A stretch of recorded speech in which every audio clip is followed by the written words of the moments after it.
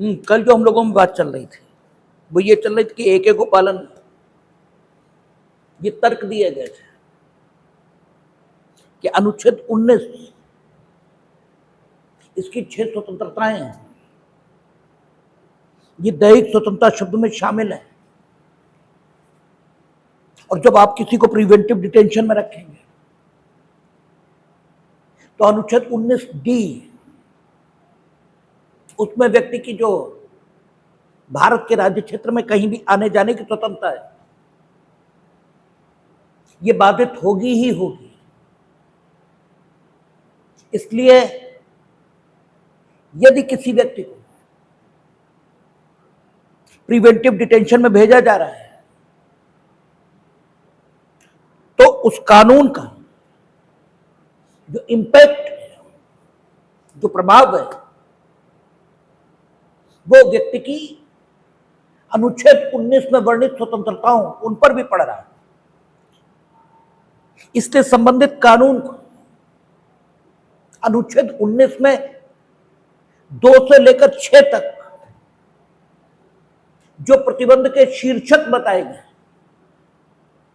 उनको भी संतुष्ट करना चाहिए। अदरवाइज इस कानून को कॉन्स्टिट्यूशनली ठीक नहीं माना जा सकता। दूसरी बात कही गई कि यहां अनुच्छेद 21 में जो बात की विधि द्वारा स्थापित प्रक्रिया, तो ये विधि द्वारा स्थापित प्रक्रिया American concept due process of law इसके समतुल्य है। और इस विधि द्वारा स्थापित प्रक्रिया को विधि की सम्यक प्रक्रिया यह होना चाहिए। अदरवाइज ये नहीं कहा जा सकता कि व्यक्ति इसके मूल अधिकार को विधि की सम्यक प्रक्रिया, ये प्रोसीजर एस्टेब्लिश बाय लॉ, विधि की सम्यक प्रक्रिया ये तो न कहें क्योंकि ये तो तर्की है। प्रोसीजर एस्टेब्लिश बाय लॉ इससे वंचित किया गया है, ये कहा ही नहीं जा सकता। और law, procedure establish by law, इसमें जो लॉ शब्द आ रहा है इसे ब्रॉडर कॉन्सेप्ट में लिया जाना चाहिए। और यहां कानून का अर्थ इनेक्टेड लॉ नहीं है बल्कि कानून का विस्तृत अर्थ लिया जाएगा। और वो विस्तृत अर्थ उसे लेक्स यानी अधिनियमित विधि की सीमा से बाहर निकालकर जस यानी सुविधि इस सीमा में खड़ा कर देगा। ये 3 प्रकार के तर्क उठाए गए थे एके गोपालन में। कोर्ट ने तीनों को काउंटर किया और तीनों में से एक को भी मान्यता नहीं दी। उनका कहना यह था कि सबसे पहली बात कि जब फ्रेमर्स ने कॉन्स्टिट्यूशन को बनाया तब उन्होंने विधि की सम्यक प्रक्रिया ड्यू प्रोसेस ऑफ लॉ ये लिखा ही नहीं अनुच्छेद 21 में। उन्होंने विधि की स्थापित प्रक्रिया सिर्फ इतना लिखा। और जो निर्वचन के नियम हैं उनके मुताबिक जो विधायिका है उसके काम को आप कैजुअल तरीके से नहीं ले सकते। माना यह जाएगा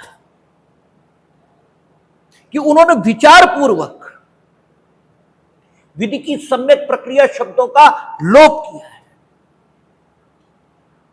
और प्रोसीजर एस्टेब्लिश बाय लॉ इस शब्द का प्रयोग किया। और उन्होंने कहा कि इस केस में तो यहां तक भी बात नहीं रुकेगी क्योंकि स्थिति यह रही है कि जब कॉन्स्टिट्यूएंट असेंबली में चर्चा चली है तो प्रारंभिक तौर पर जिस शब्द को अपनाया गया वो ड्यू प्रोसेस ऑफ लॉ यही था। लेकिन फिर कॉन्स्टिट्यूएंट असेंबली ने ड्यू शब्द हटा दिया और सिर्फ प्रोसीजर एस्टेब्लिश बाय लॉ इसी को स्थान दिया। इसका मतलब यह है कि जो संविधान सभा थी वो डिफर कर रही थी कि American due process of law का जो विचार है वो हिंदुस्तान में लागू नहीं होना चाहिए, क्योंकि यदि ऐसा न होता तो उन्होंने ड्यू शब्द को शामिल करके हटाया नहीं होता। तो पहली बात जो कोर्ट ने कही इस संबंध में कि अनुच्छेद 21 में विधि द्वारा स्थापित प्रक्रिया, इस शब्द का अर्थ मात्र अधिनियमित विधि की अधिनियमित प्रक्रिया है, न कि सुविधि, इसकी सम्यक प्रक्रिया, यह अर्थ नहीं है। हिंदुस्तान में सिर्फ इतना जरूरी है कि there should be a law, कानून होना चाहिए। उस कानून में किस प्रकार की व्यवस्था हुई है, वो कानून कहलाने योग्य है या योग्य नहीं है, ये हमारे सोचने का विषय नहीं है। If there is a law and if there is a procedure established by that law, then executive can act on the basis of that law, and the executive may deprive anybody from the life and personal liberty of that person। ठीक है ना, वो किसी भी व्यक्ति को उस विधि की प्रक्रिया और उस विधि के माध्यम से प्राण और दैहिक स्वतंत्रता से वंचित कर सकती है। सिर्फ इतना ही अनुच्छेद 21 में कहा गया, इससे ज्यादा कुछ भी नहीं। क्यों? क्योंकि ड्यू शब्द पहले उपयोग किया फिर हटाया। फिर कोर्ट ने अगला आर्गुमेंट दिया कि ऐसा हुआ क्यों कि ड्यू शब्द का प्रयोग करके फिर फ्रेमर्स ने उसको हटाया। तो कोर्ट ने इस विषय पर जो अपना मत व्यक्त किया, उन्होंने कहा अमेरिका में 5th अमेंडमेंट से अनुच्छेद 21 जैसा प्रावधान लाए हैं, और वहां जो अनुच्छेद 21 जैसा प्रावधान है वो हमारे प्रावधान से सिर्फ इतना भिन्न है कि हमारे यहां कहा कि किसी भी व्यक्ति को प्राण और दैहिक स्वतंत्रता से विधि की स्थापित प्रक्रिया के बिना वंचित नहीं किया जाएगा, जबकि अमेरिका में उन्होंने कहा है कि प्राण की स्वतंत्रता, दैहिक स्वतंत्रता और संपत्ति की स्वतंत्रता, वहां संपत्ति की स्वतंत्रता बढ़ी हुई है, बस इसके अलावा और कोई अंतर नहीं है, शेष शब्द वही है। तो कोर्ट ने कहा कि ड्यू प्रोसेस, वहां यह कहा कि without due process of law, जो लेजिस्लेचर है वो किसी भी व्यक्ति को उसकी प्राण और दैहिक स्वतंत्रता से वंचित नहीं कर सकती। तो ड्यू प्रोसेस ये शब्द ले आए, लेकिन अगर समाज के हित में, अगर समाज के हित में किसी व्यक्ति की प्राण और दैहिक स्वतंत्रता को वंचित करना हो तो उसके लिए कॉन्स्टिट्यूशन में कोई जगह, ठीक है, ये कॉन्स्टिट्यूशन में कोई शब्द प्रयुक्त ही नहीं हुआ, ठीक है ना। इस वजह से अमेरिका में क्या हुआ कि ड्यू प्रोसेस ऑफ लॉ, इसके आधार पर जब व्यक्तियों को प्राण की स्वतंत्रता, दैहिक स्वतंत्रता और संपत्ति की स्वतंत्रता से वंचित करने के लिए कानून बनाए गए, और उन्हें चुनौती मिली, ठीक है ना। भाई ये तो कानून बनाना पड़ेगा ना कि जो चोरी करेगा वो जेल जाएगा, ये तो कानून बनाना ही पड़ेगा। आज भी कोर्ट कह रहा, सरकार ने कहा है कि हम जल्दी ऑनलाइन जो जुए के ऐप है उन सबको बंद करने जा रहे हैं। तो कानून तो बनेगा, और कानून बनाने के लिए कोई शक्ति अमेरिकन कॉन्स्टिट्यूशन में दी नहीं। सिर्फ इतना ही कहा कि प्राण की स्वतंत्रता से या दैहिक स्वतंत्रता से आप वंचित करना चाहते हैं तो ड्यू प्रोसेस ऑफ लॉ ये होना चाहिए, ठीक है। प्राण की स्वतंत्रता से आप वंचित करना चाहते हैं तो ड्यू प्रोसेस ऑफ लॉ होना चाहिए, ठीक है ना। कोई ऐसी चीज जो स्टेट को, यानी स्टेट यानी विधायिका और कार्यपालिका, ठीक है, उसे व्यक्ति की प्राण और दैहिक स्वतंत्रता को वंचित या सीमित करने के लिए किसी भी हेड में अधिकार संपन्न नहीं बनाती। इस वजह से क्या हुआ कि अमेरिका में स्टेट की पुलिस पावर, यह सिद्धांत विकसित हुआ। और हमने आपसे कहा था कि पुलिस का मतलब होता है, यह पुलिस पावर का मतलब होता है आपसे न्यूनतम नैतिकता का पालन कराना, न्यूनतम, ठीक है। हमने आपसे कई बार चर्चा की है कि अधिकतम नैतिकता तो यह है कि आप किसी का विचार भी न चुराएं। अधिकतम नैतिकता वो तो यह है, लेकिन न्यूनतम आपसे अपेक्षा की जाती है कि न्यूनतम, कम से कम आप उसकी संपत्ति ये तो नहीं चुराएं, ठीक है। कम से कम ये अपेक्षा जरूर की जाती है। तो विचार आप चुराओगे या नहीं ये तो आप पर छोड़ दिया, इसे अपराध नहीं बनाया, लेकिन न्यूनतम, कम से कम, क्योंकि अगर दूसरों की चल संपत्ति चुरा लोगे तो फिर समाज में व्यवस्था नहीं रहेगी, तो फिर समाज में शांति नहीं रहेगी। और क्रिमिनल लॉ ये समाज में शांति और व्यवस्था स्थापित करने के लिए है। इसलिए क्रिमिनल लॉ क्या करता है कि वस्तुओं की चोरी इसे अपराध घोषित करता है। तो पुलिस पावर का उपयोग, जब पुलिस पावर ऐसी शक्ति को कहते हैं जो नागरिकों के व्यवहार को इस प्रकार नियंत्रित करने की अनुमति स्टेट को देती है, जो नागरिकों के द्वारा शांति बनाए रखने के लिए समाज में आवश्यक समझी जाती है, जिसके अभाव में समाज में शांति नहीं रहेगी, ठीक है। उस शांति को स्थापित करने के लिए, यानी यूं एक शब्द में बोले तो सामुदायिक हित में, समाज के हित में, नागरिकों के आचरण को विनियमित, रेगुलराइज करने के लिए जो ताकत स्टेट के पास होती है उसी को पुलिस पावर कहा जाता है। तो उन्होंने कहा कि चूंकि अमेरिका में यह कहा गया कि प्राण और दैहिक स्वतंत्रता को यदि आपने सीमित करना है, इसका मतलब क्या हुआ कि प्राण और दैहिक स्वतंत्रता यह स्वाभाविक दशा है। जो हमने बात अनुच्छेद 19 के संबंध में कही थी, जब अनुच्छेद 19 पर हम बात कर रहे थे कि स्वतंत्रता स्वाभाविक दशा है,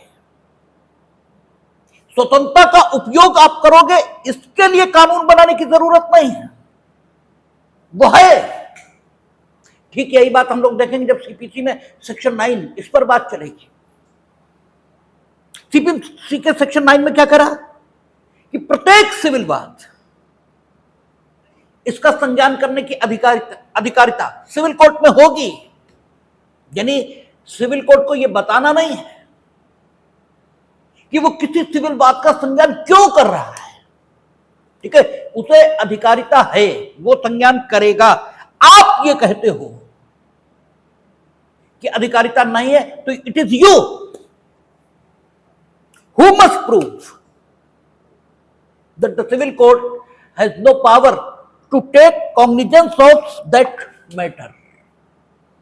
आपको बताना पड़ेगा कि आप क्यों कहते हो कि यह मामला जो सिविल प्रकृति का है, और हमने आपसे कहा था सिविल मामला और सिविल प्रकृति का मामला दोनों अलग अलग बातें हैं, ये एक बात नहीं। उस पर चर्चा होगी जब हम सीपीसी पर बात करेंगे, अगर ईश्वर मौका देगा तो, ठीक है, कि सीपीसी पर बात करने का अवसर अगर मिलेगा तो जरूर करेंगे। तब इस विषय पर बात होगी कि what is the civil matter and what is the, ठीक है, सिविल नेचर। ये क्या चीज है। खैर, तो स्वतंत्रता है, स्वतंत्रता का उपभोग करने को अधिकृत करने के लिए कानून बनाने की जरूरत नहीं है, ठीक है, वो तो करेंगे लोग, हर प्रकार की स्वतंत्रता है। आप सीमित करना चाहते हो तो कानून बनाना पड़ेगा, आप सीमित करना चाहते हो तो कानून बनाना पड़ेगा, और कानून आप बनाएंगे तो वो ड्यू प्रोसेस ऑफ लॉ इसको इनेक्ट करे, ये अमेरिकन कॉन्स्टिट्यूशन की अपेक्षा है। लेकिन कानून आप बनाएंगे, ये बना सकते हैं, इस हेड में कोई शक्ति अमेरिकन कॉन्स्टिट्यूशन में वर्णित नहीं है, ठीक है ना। और उस शक्ति को, ठीक है, वहां के कोर्ट ने कहां पाया है, पुलिस पावर में।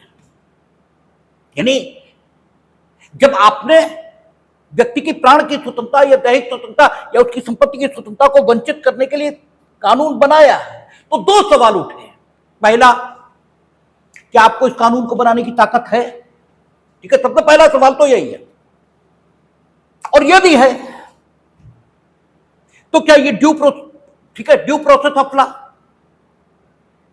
इसको अपने में समाहित कर रहा है, ठीक है, व्यक्ति के प्राण की स्वतंत्रता, दैहिक स्वतंत्रता या संपत्ति की स्वतंत्रता को सीमित करने के लिए, क्या ये है ऐसा। और यदि इन दोनों बातों में से एक बात की भी कमी है, अगर कानून बनाने की ताकत ही नहीं है तो फिर तो बात ही खत्म हो गई।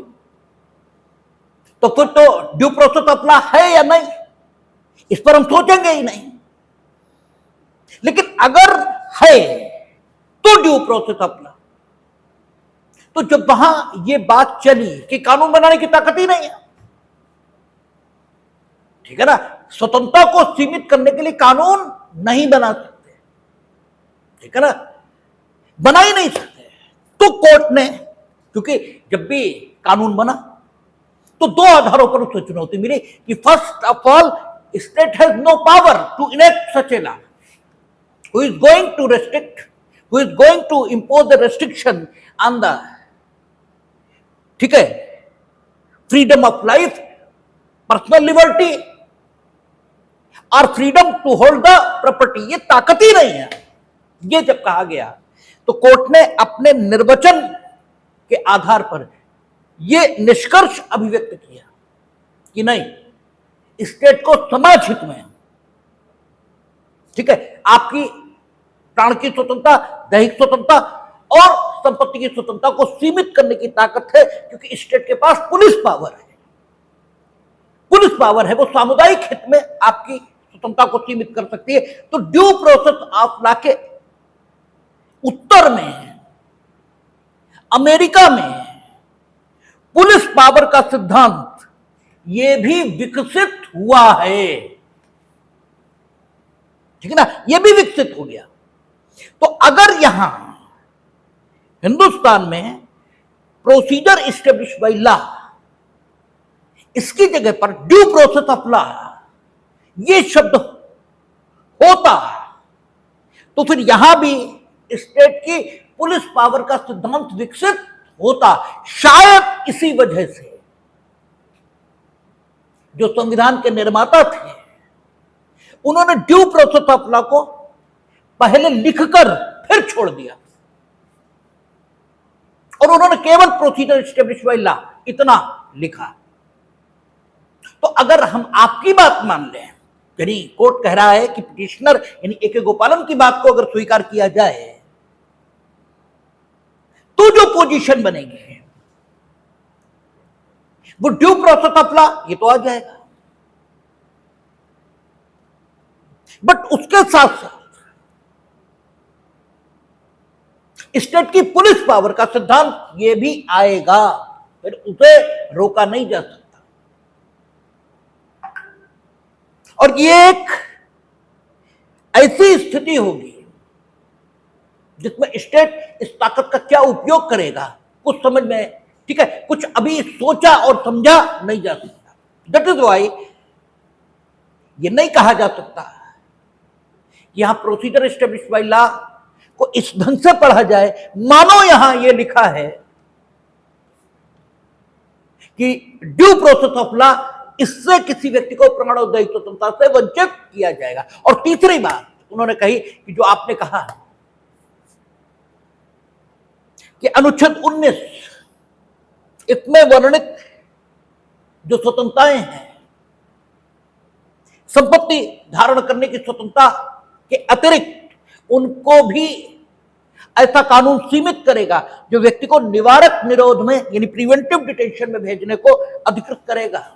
इसलिए इस कानून को अनुच्छेद 19 में प्रतिबंध लगाने के जो शीर्षक 19(2) से लेकर 6 तक दिए गए हैं उनको भी संतुष्ट करना चाहिए। आपका यह तर्क इसलिए नहीं चलेगा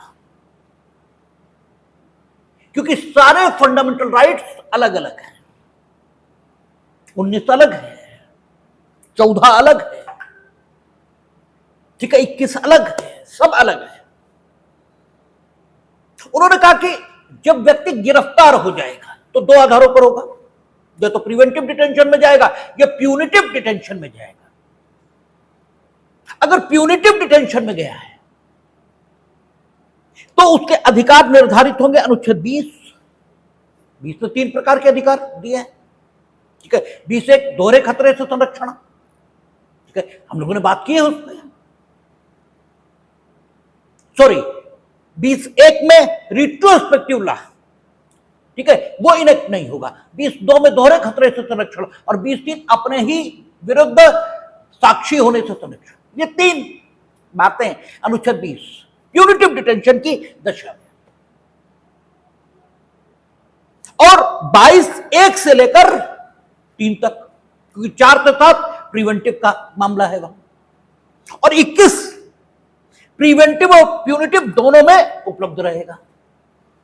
और अगर प्रिवेंटिव है तो 22 4 से 7 और 21 20 से कोई ताल्लुक खत्म हो जाएगा। यानी व्यक्ति अगर निरोध में है तो उसके लिए 3 आर्टिकल्स के आधार पर उसके अधिकारों का निर्धारण किया जाएगा, 20, 21 और 22, according to the nature of the detention in which he has been kept by the state, ठीक है ना। नेचर अगर प्यूनिटिव होगा या प्रिवेंटिव होगा उसके अकॉर्डिंगली हम बात कर लेंगे।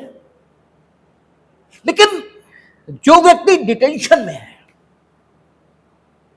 उसके अधिकार, इनका निर्धारण 19 के आधार पर नहीं होगा।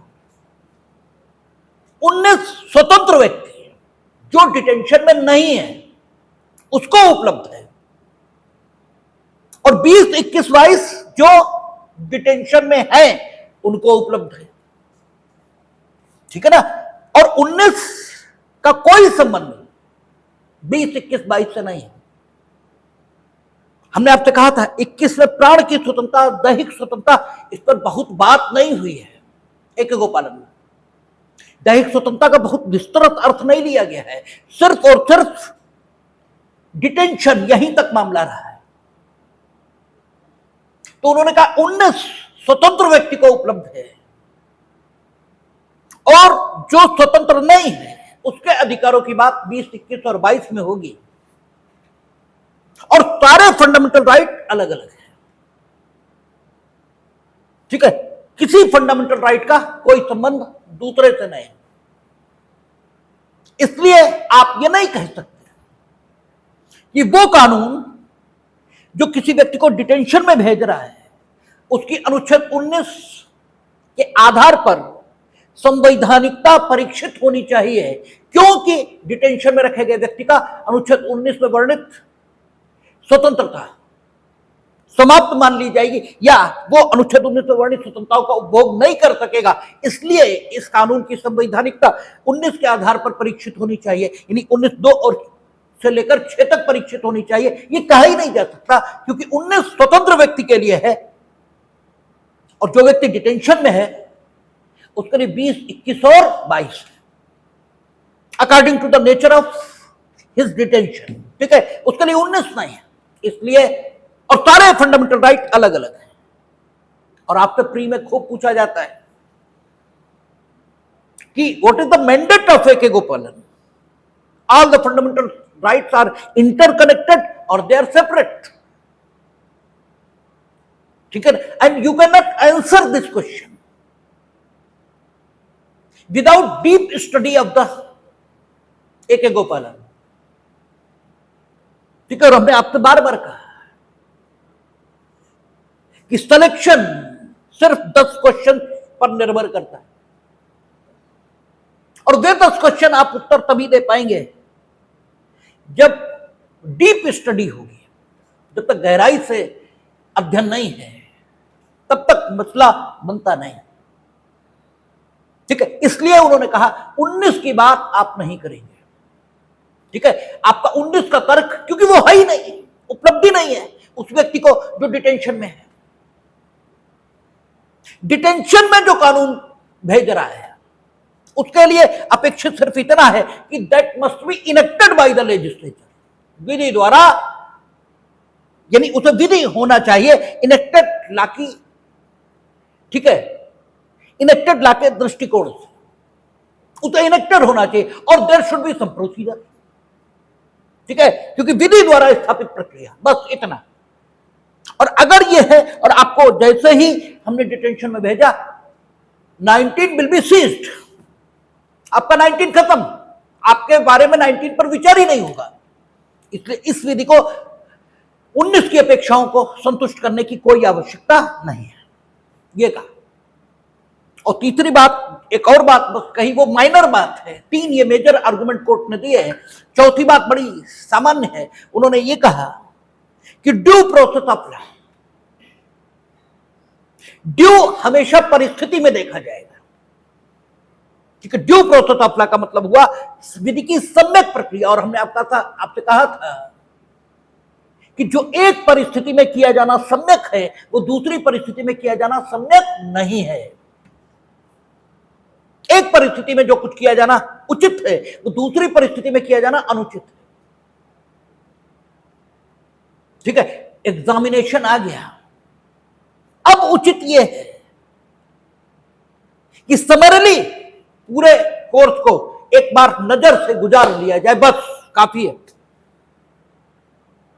लेकिन एग्जाम नहीं है, तब यह अनुचित है कि आप थारो स्टडी के बिना,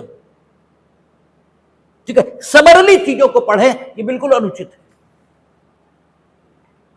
तो सम्यक ये परिस्थितियों में देखा जाएगा। तो उनका ड्यू प्रोसेस ऑफ लॉ ये ऐसी बात है जो बड़ी अनिश्चित है। ठीक है ना, आप अगर हम ये मान लें कि ड्यू प्रोसेस ऑफ लॉ से वंचित करना ये आशयित है विधि द्वारा स्थापित प्रक्रिया, इन शब्दों से।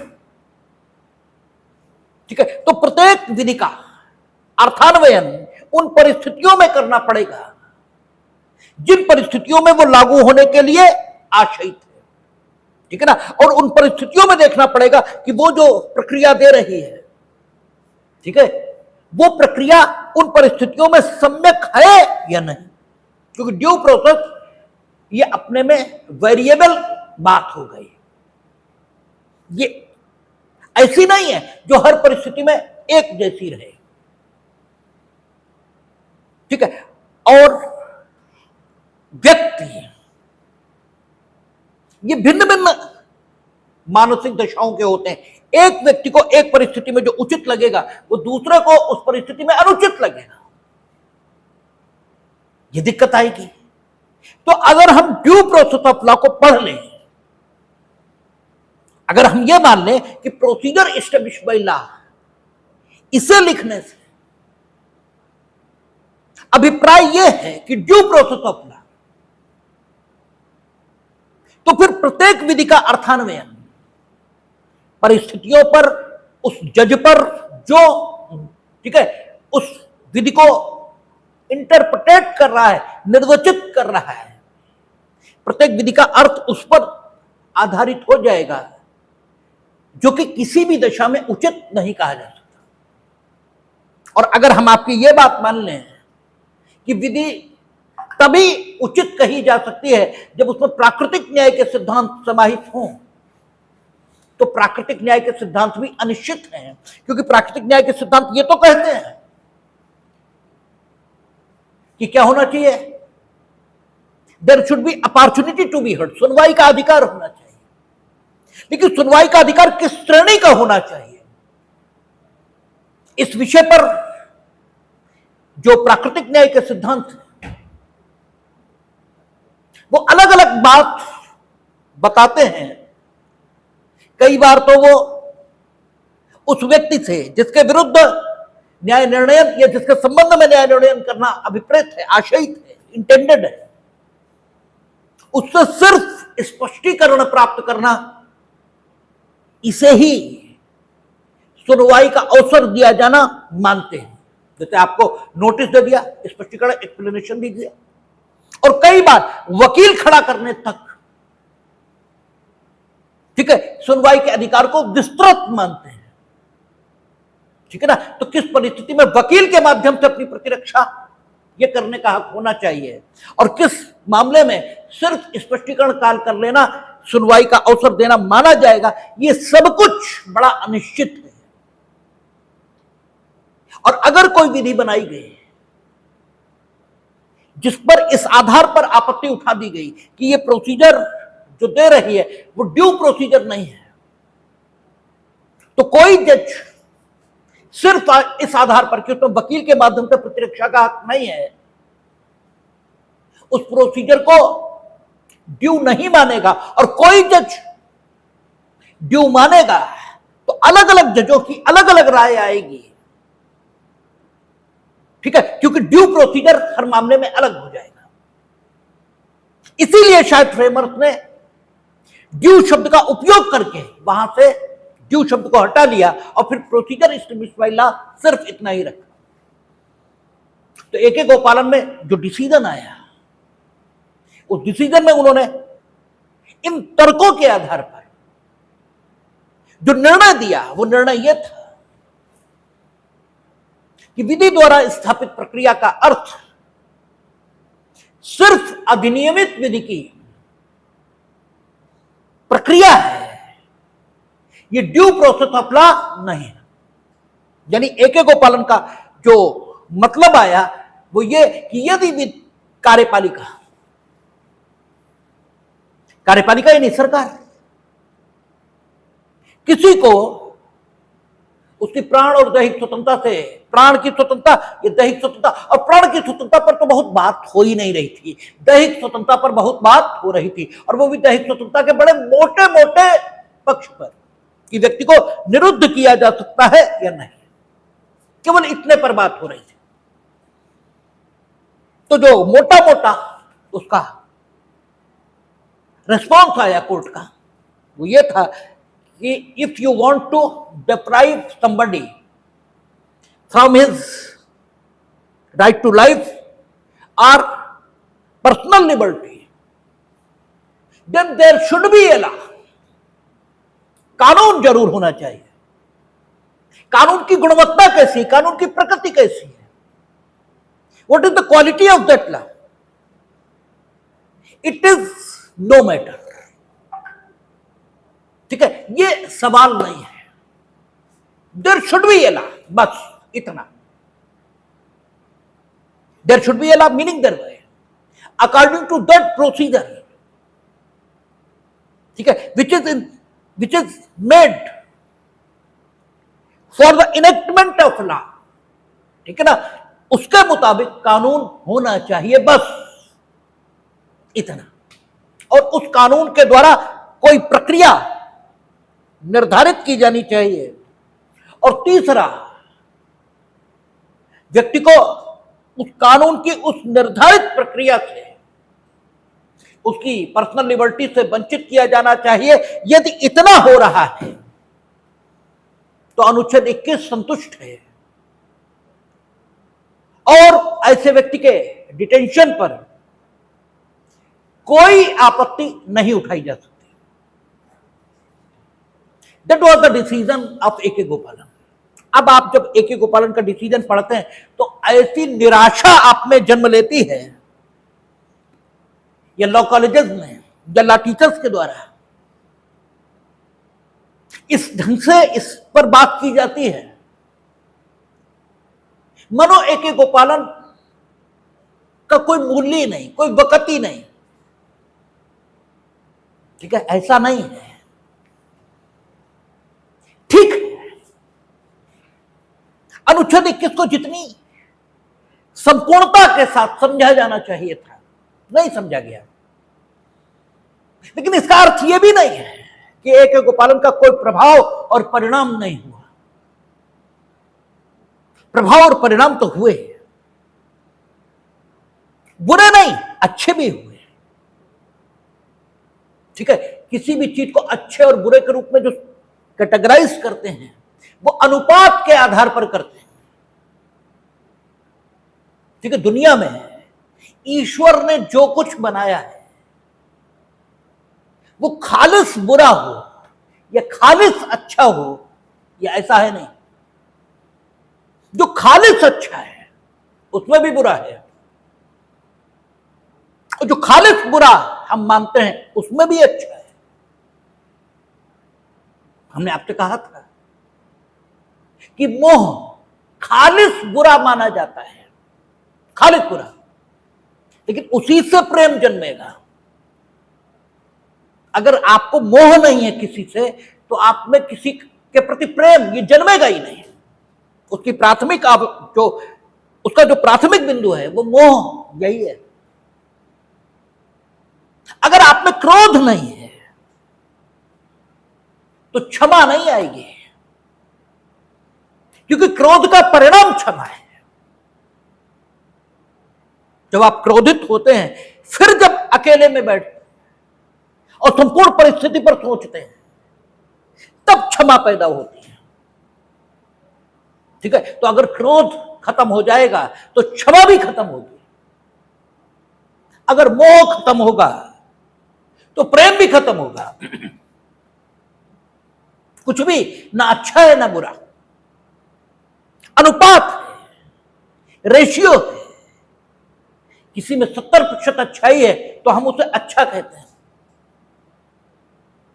और किसी में 70% बुराई है तो हम उसे बुरा कहते हैं। और बल्कि ऐसा भी नहीं,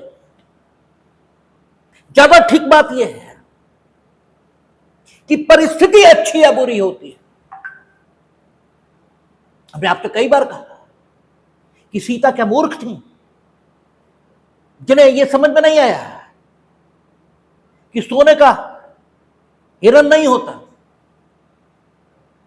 राम क्या मूर्ख थे, ठीक है, कि सीता के कहने मात्र से वो सोने के हिरण के पीछे चल दिए।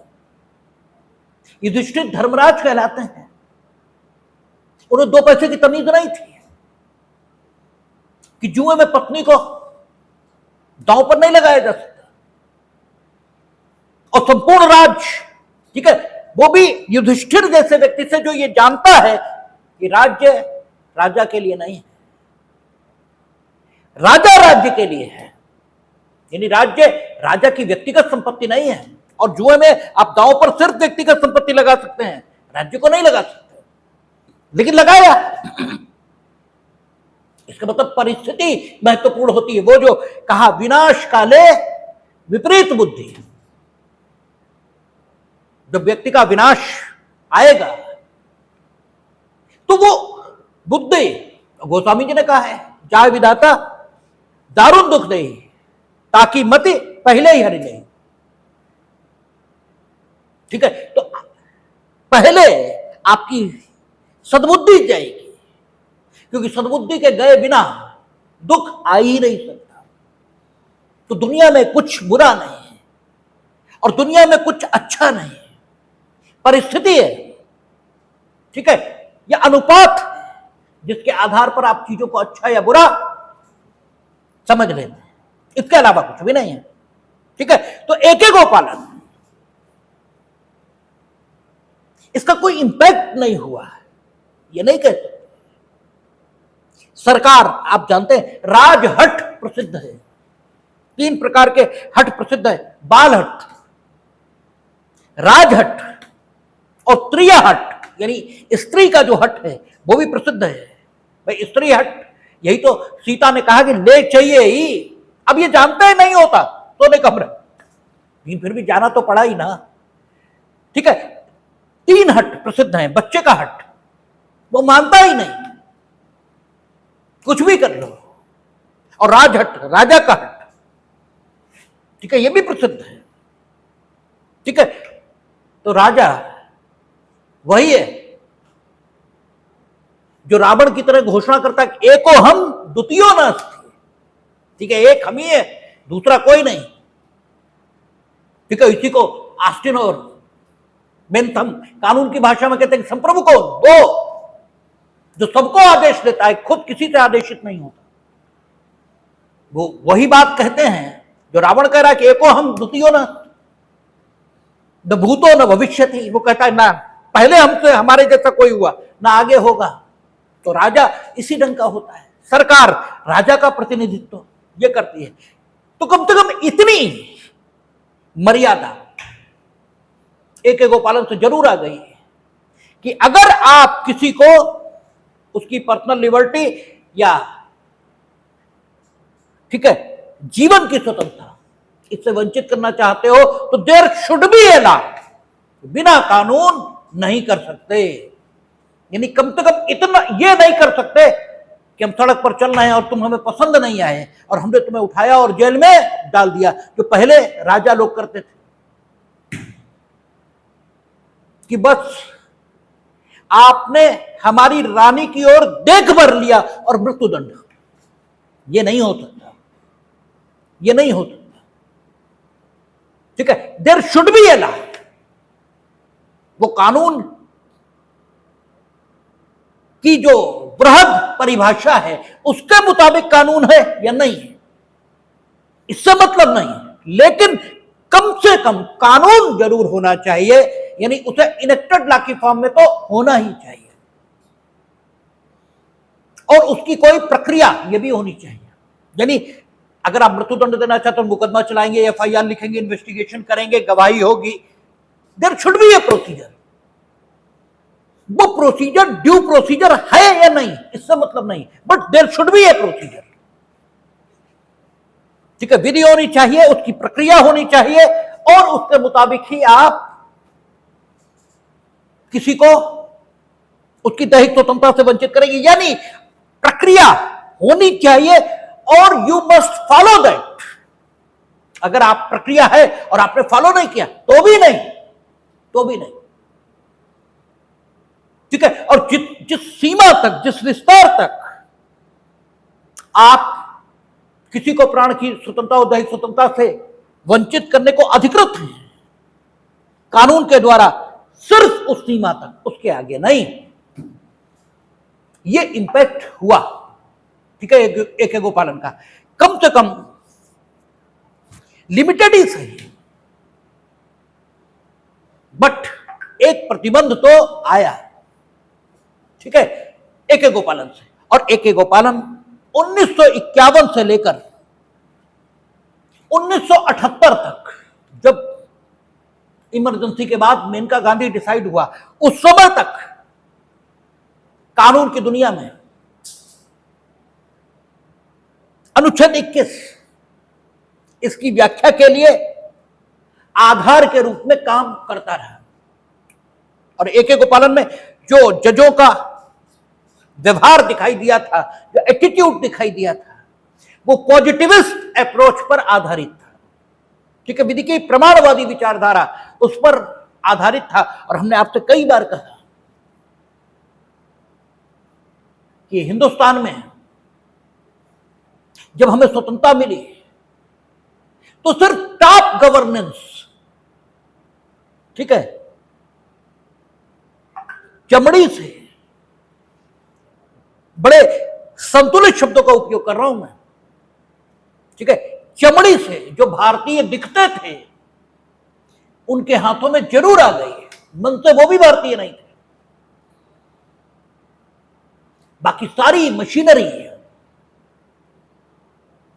जो अंग्रेजों के समय थी वही बनी रही, वही बनी रही। जैसे कानिया पहले चीफ जस्टिस थे सुप्रीम कोर्ट के, और वो फेडरल कोर्ट के भी जस्टिस थे, और federal court before supreme court था।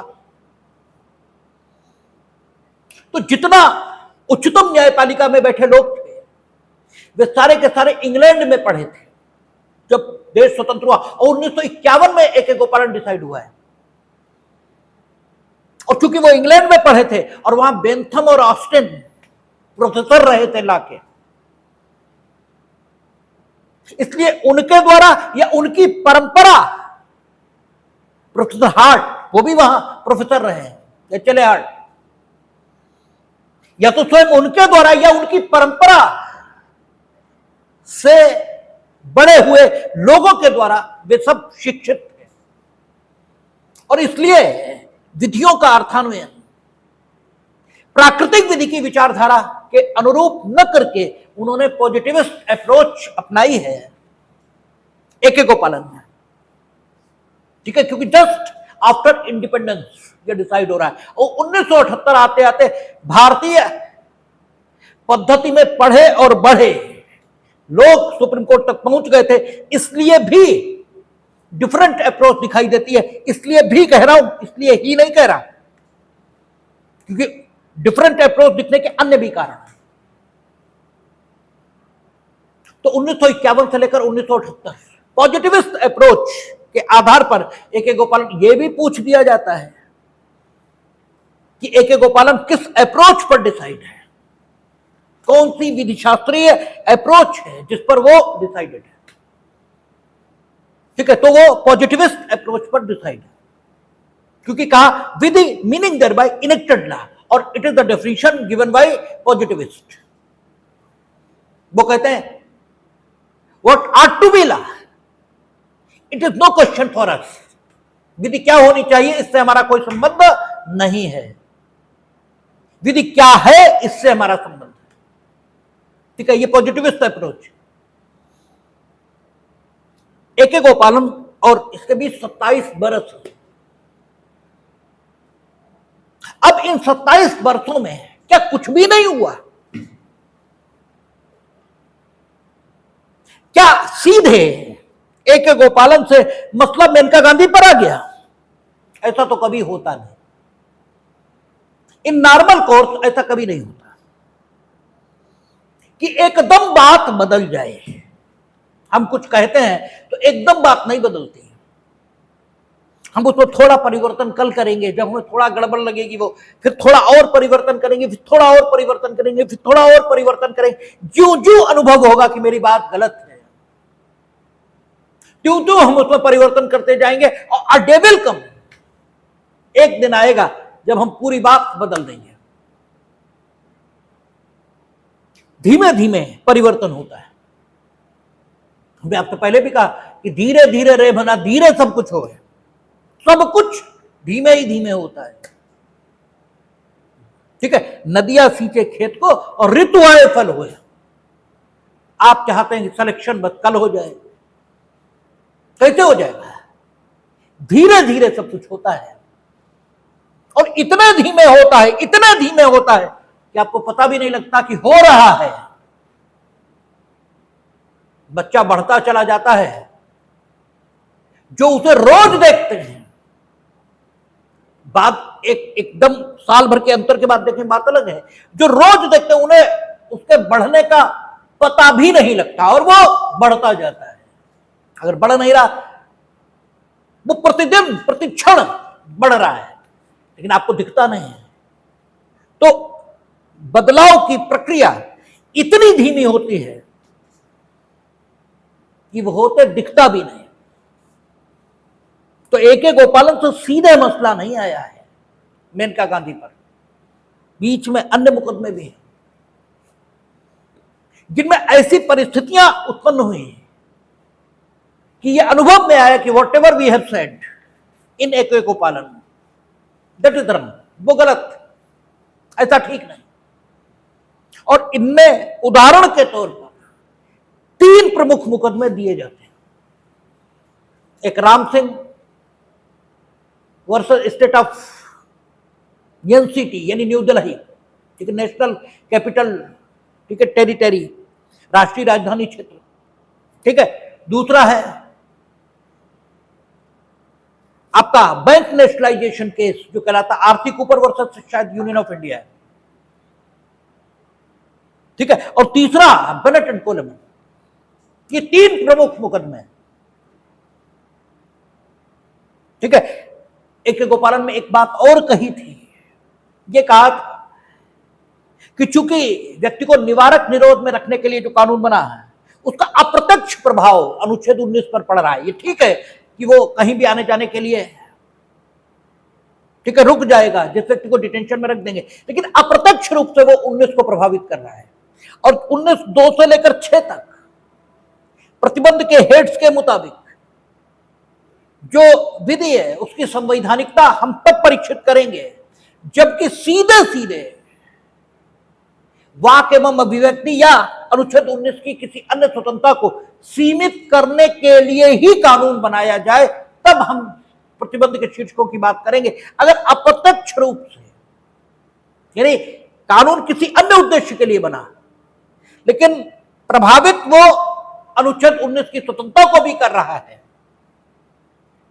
तो हम उस कानून की वैधता 19(2) से लेकर 6 तक प्रतिबंधों के शीर्षक के मुताबिक परीक्षित नहीं करेंगे। यह भी AK गोपालन में कहा था। यानी डायरेक्ट जब अनुच्छेद 19 की स्वतंत्रताओं को सीमित करने के लिए कानून बनाया जाएगा, तब हम अनुच्छेद 19 के मुताबिक कॉन्स्टिट्यूशनलिटी एक्ट की परीक्षित करेंगे। बेनेट एंड कोलेमन में इसके विपरीत मत आया था। आपको अनुच्छेद 19 में बेनेट एंड कोलेमन बताया था, उसमें राशनिंग पॉलिसी न्यूज प्रिंट के संबंध में केंद्र सरकार ने लागू की थी। और सरकार का तर्क क्या था कि मेरा इस राशनिंग पॉलिसी से यह उद्देश्य नहीं है कि हम समाचार पत्रों की जो न्यूज छापने की स्वतंत्रता है उसको सीमित करें। हमारा ऐसा कोई उद्देश्य नहीं। हमारी बात तो सिर्फ इतनी है कि न्यूज प्रिंट की अवेलेबिलिटी है, ठीक है, न्यूज प्रिंट की उपलब्धता ये देश में चूंकि कम है, इसलिए हमने ये पॉलिसी बनाई है। ये ठीक है कि इस पॉलिसी के कारण हो सकता है कि समाचार पत्रों की स्वतंत्रता भी प्रभावित हुई हो। जैसे हम ये कहें कि 8 बजे आपको यहां आना पड़ेगा, तो यह हो सकता है कि 8 बजे आप कोई अन्य काम करते हो, उस पर विपरीत प्रभाव पड़े, लेकिन उस पर विपरीत प्रभाव डालने के लिए हमने नहीं कहा है कि आपको 8 बजे आना है। हालांकि ऐसा भी किया जा सकता है कि हमें पता है तुम वहां जाते हो और हम वहां जाने नहीं देना चाहते, तो हमने कहा नहीं 8 बजे तुम हमारे यहां आओगे। यह भी हो सकता है। और यह भी हो सकता है कि हमने कहा 8 बजे आना, इसका कोई इंसिडेंस है कि वहां आपके वहां जाने पर प्रभाव पड़ गया। दोनों बातें हो सकती हैं। तो सरकार का कहना है कि हमने न्यूज प्रिंट की अवेलेबिलिटी इसको सुधारने के लिए राशनिंग पॉलिसी अडॉप्ट की है, न कि वाक एवं अभिव्यक्ति की स्वतंत्रता को सीमित करने के लिए। इसलिए राशनिंग पॉलिसी की कॉन्स्टिट्यूशनलिटी अनुच्छेद 19(2) के आधार पर निर्धारित नहीं की जानी चाहिए। और राशनिंग पॉलिसी को इसलिए असंवैधानिक नहीं बताया जाना चाहिए कि इसका अप्रत्यक्ष प्रभाव, इनडायरेक्ट प्रभाव, यद्यपि ठीक है कि स्वतंत्रता को सीमित करने के लिए वो नहीं बनाई गई, लेकिन स्वतंत्रता सीमित हो रही है, यानी अप्रत्यक्ष प्रभाव पड़ रहा है। सिर्फ इस कारण से राशनिंग पॉलिसी को अवैध नहीं कहा जाना चाहिए, असंवैधानिक नहीं कहा जाना चाहिए। This was the argument forwarded by the government. In that case I have said, I have told all these things, ठीक है, at that time when we are discussing article 19(1)(a।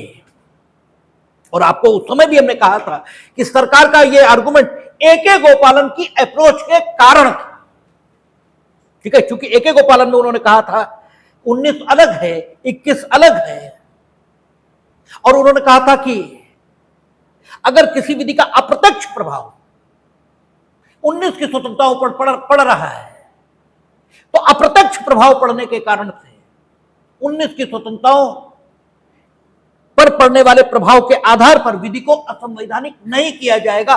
That was the argument given by the supreme court in case of A K. गोपालन।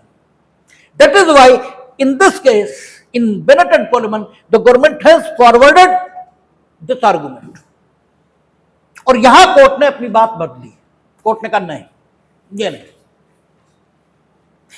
बदली, meaning there bye A K. गोपालन की approach से अलग हट गए, जबकि अभी ए.के. गोपालन ओवररूल नहीं है, और ए.के. गोपालन 11 जजों से डिसाइड है। आप उस अप्रोच से अलग हट गए।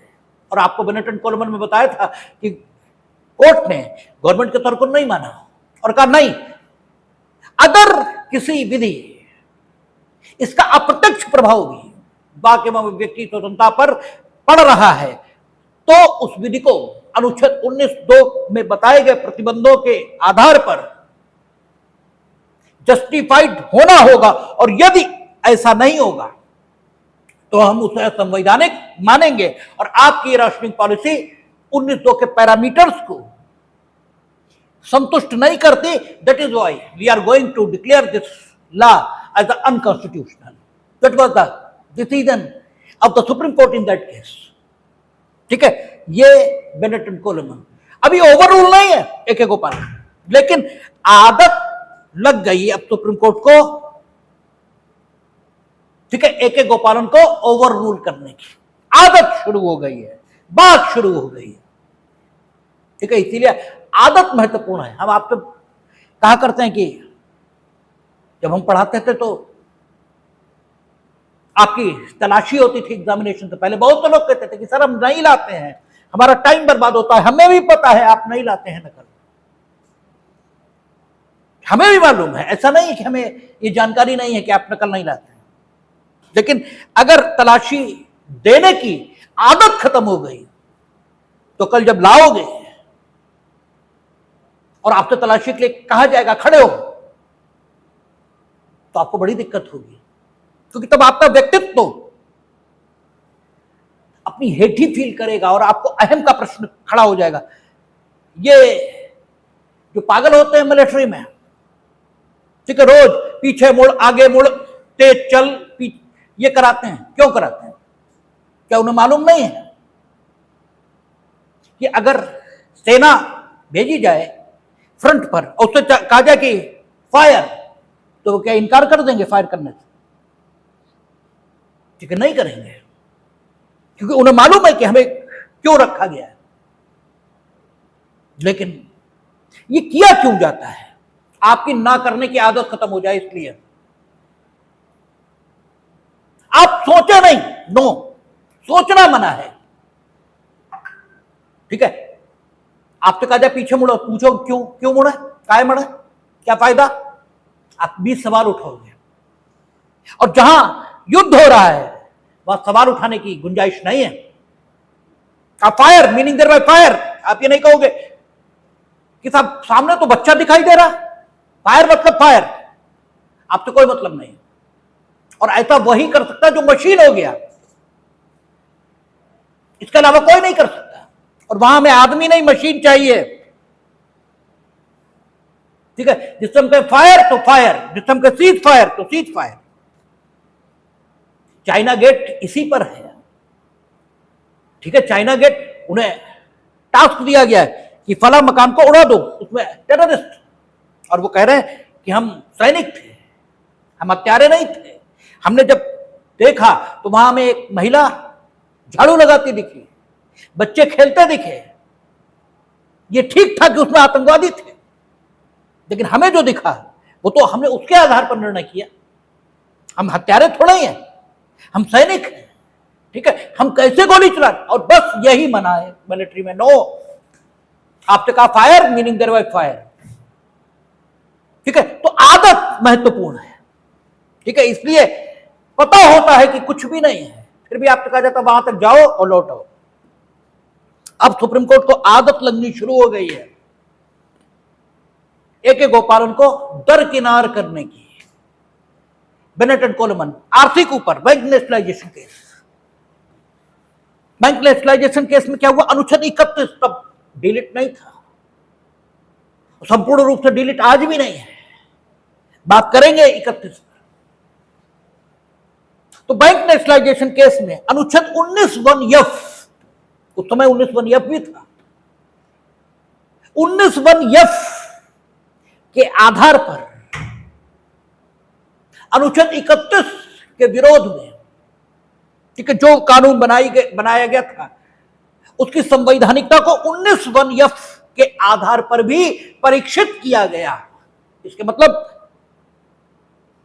जो सुप्रीम कोर्ट ने ए.के. गोपालन में कहा कि 21 और 19 का परस्पर कोई संबंध नहीं, सारे फंडामेंटल राइट अलग अलग हैं,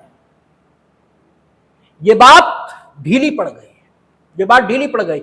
यानी 19(1)(f) के आधार पर जब आप 31 को देख रहे हो, या 31 पर प्रतिबंध लगाने की जो विधि है उसकी संवैधानिकता का परीक्षण 19(1)(f) के आधार पर भी कर रहे हो, meaning thereby you are going to establish a link between two fundamental rights, and you have denied that thing. In case of A.K. Gopalan, you have said in that case that all the fundamental rights are separate, they have no interrelation.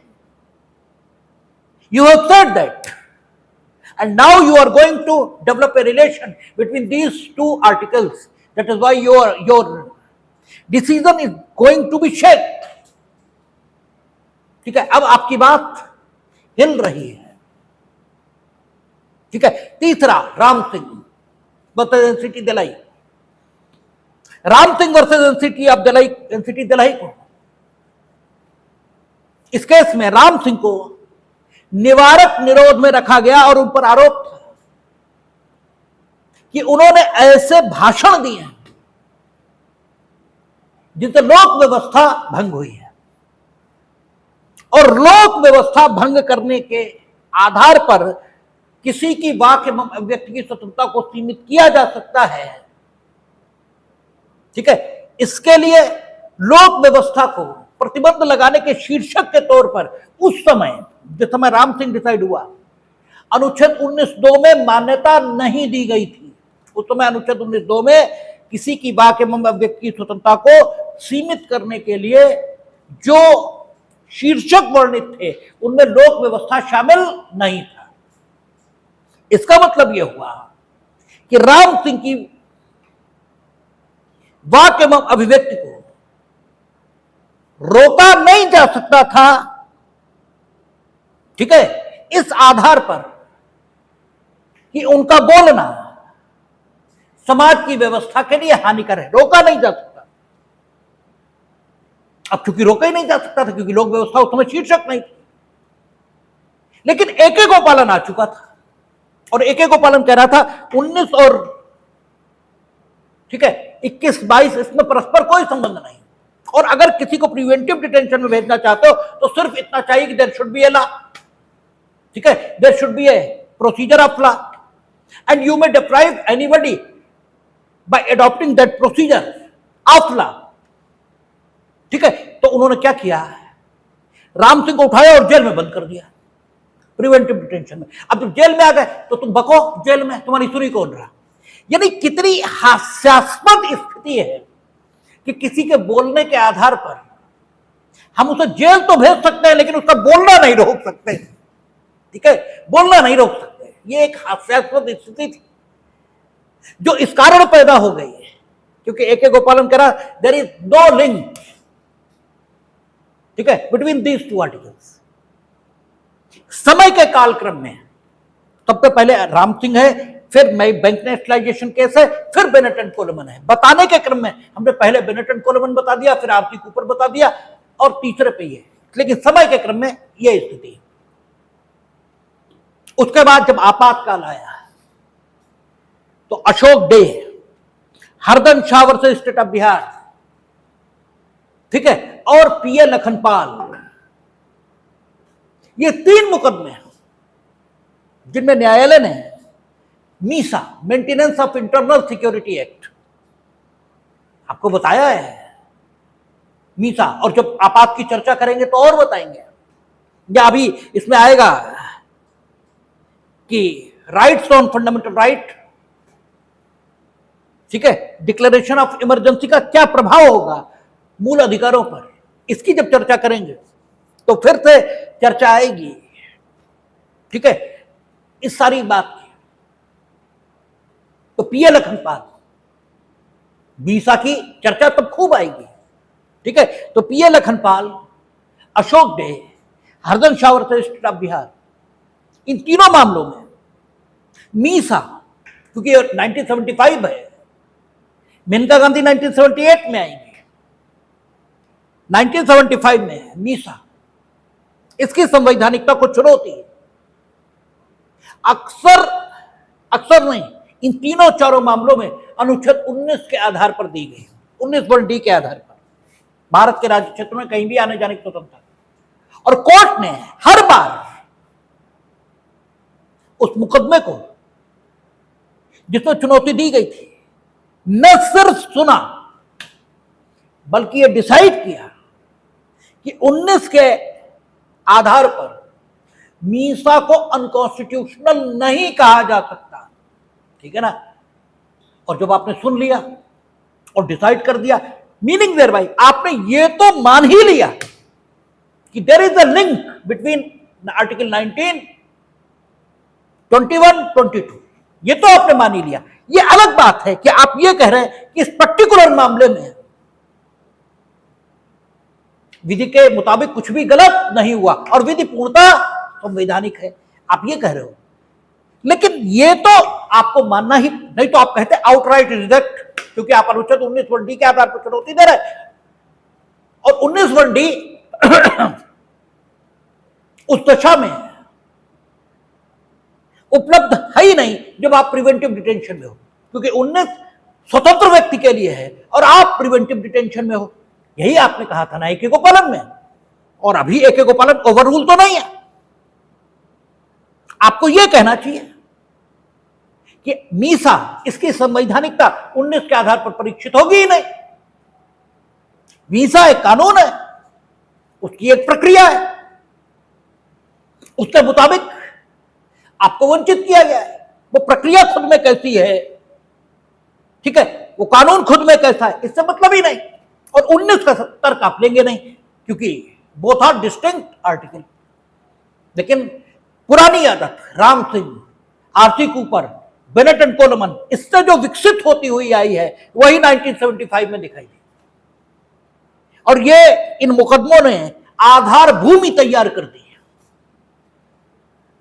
ठीक है, इस बात की कि मेनका गांधी का सूर्योदय हो सके, ठीक है। जब सूर्योदय आसमान में भी होता तो पहले लाली छाती है, सूर्योदय के लक्षण दिखाई देते हैं, ठीक है, एकदम सूर्योदय नहीं होता।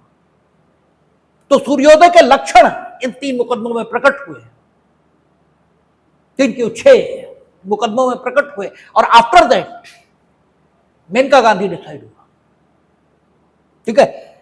मेनका गांधी क्या है क्या नहीं है, इस पर तो बात कल करेंगे, लेकिन जरा सोचिए मेनका गांधी कौन है? उस परिवार की मेंबर हैं, ठीक है, जो आज संविधान बचाते घूम रहे हैं, ठीक है, उस परिवार की मेंबर हैं। उनका दोष क्या है? उनका दोष यह है कि उन्होंने अपनी सास की सत्ता को चुनौती दी है। उनके पति की मृत्यु हो चुकी है, ठीक है, और वो जो बड़ा दूसरों से उदारता के व्यवहार की बात करते हैं उनकी दादी श्री ने, ठीक है, 1978 उनकी दादी श्री है। और ये अनुमान लगाना किसी के लिए भी मुश्किल नहीं है कि उस परिवार की सदस्य उसका पासपोर्ट, एक 2 करोड़ का पासपोर्ट ऑफिसर निलंबित कर देगा, खत्म कर देगा। ठीक है, क्या हुआ था मेनका गांधी में? मेनका गांधी में उनका पासपोर्ट रिन्यूअल करने से रोका गया था। आज भी, आज वरुण गांधी पीलीभीत में सांसद होते थे,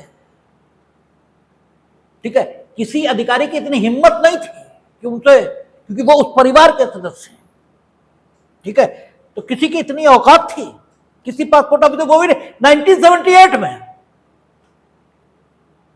कि पासपोर्ट रिन्यू करने से मना कर दो, टर्मिनेट कर दे, बिना दादीश्री के इशारे के।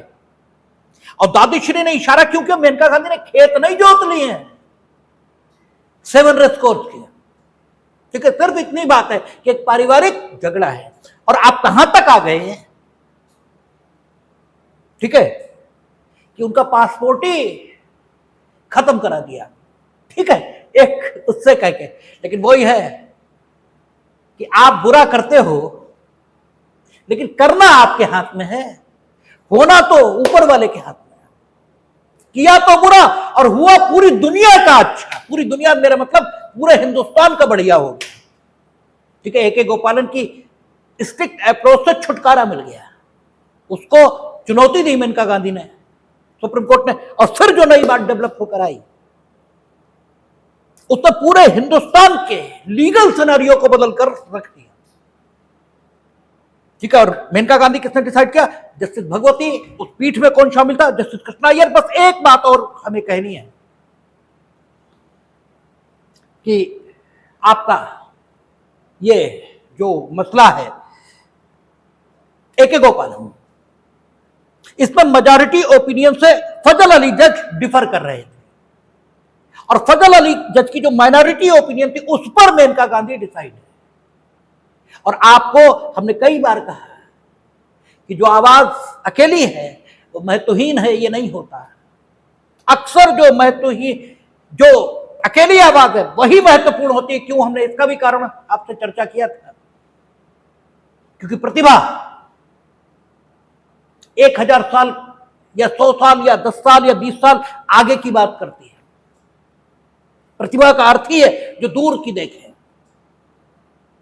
मूर्ख हमेशा निकट की देखता है। इसलिए प्रतिभा जब भी होगी तो उसे तत्कालीन व्यवस्था द्वारा पहचाना नहीं जाएगा। इसीलिए प्रत्येक महापुरुष मरने के बाद सम्मान पाता है, जीवित सम्मान नहीं पाता, क्योंकि जीवित मूर्ख लोगों के बीच वो अपनी बात कह रहा होता है और उसकी बात प्रमाणित, सही प्रमाणित होती है 20 साल या 50 साल बाद, ठीक है। लेकिन इसमें से एक चीज और आएगी कि परिस्थितियों का बड़ा मतलब होता है। फजल अली जज एक जगह तो बड़ी अच्छी बात कर रहे हैं और अन्य मुकदमे दिखाएंगे जहां ये फजल अली जज कुछ और कर रहे होंगे, ठीक है। तो परिस्थितियां भी अपनी अपनी होती हैं। खैर, वो माइनॉरिटी ओपिनियन मेनका गांधी में मेजॉरिटी की ओपिनियन बनेगी, और जो मेनका गांधी है ये जस्टिस भगवती और जस्टिस कृष्णा अय्यर ने डिसाइड किया। और एक बात और, जस्टिस कृष्णा अय्यर ने मेनका गांधी के केस में ये कहा था कि ये जो अनुच्छेद 21 में प्रोसीजर इस्टेब्लिश बाय लॉ है, ये अधिकारों का मैग्ना कार्टा है। ये भी खूब पूछा जाता है, क्योंकि जस्टिस कृष्णा अय्यर का कोड है। बाकी मेनका गांधी क्या है, कल बात करेंगे, देखेंगे।